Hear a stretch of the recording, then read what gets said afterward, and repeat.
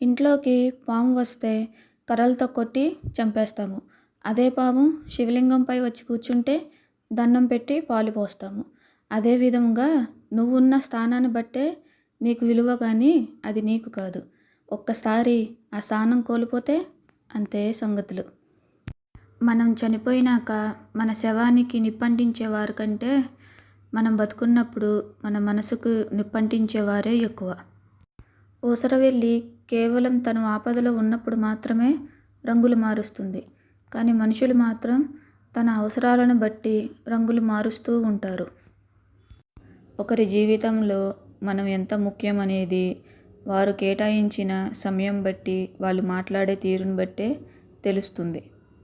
Hi friends, మనం అంటే ఇష్టం ఉన్న వాళ్ళు మనం ఏం మాట్లాడినా దాని వెనుకున్న బాధను అర్థం చేసుకుంటారు. అదే మనం అంటే ఇష్టం లేని వాళ్ళు మనం ఏం మాట్లాడినా అందులో తప్పులు వెతుకుతూ ఉంటారు.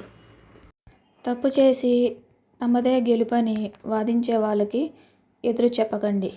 నిజానికి ఆ వాదనలలో న్యాయం లేదని వాళ్ళకి తెలుసు. కాకపోతే అహం అడ్డుగా ఉండడం వల్ల ఆ నిజాన్ని వాళ్ళు అంగీకరించలేరు.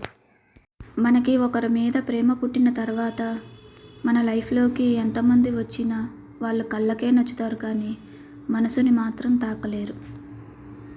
ఆడవారి అందం తన ముఖంలో కాదు, తన ప్రవర్తనలో ఉంటుంది. అలాగే మగవాడి అందం తన సంపాదనలో కాదు, తన సంస్కారంలో ఉంటుంది.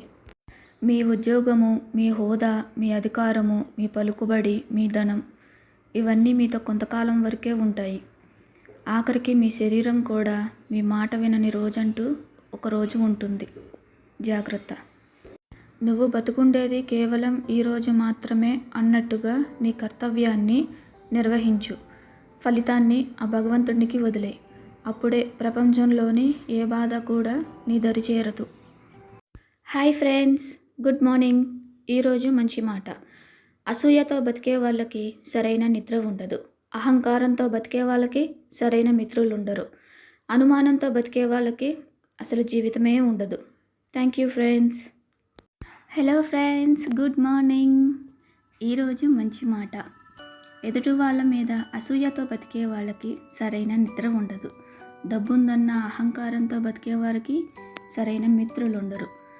అనుమానంతో బతికే వాళ్ళకి సరైన జీవితమే ఉండదు. Thank you friends.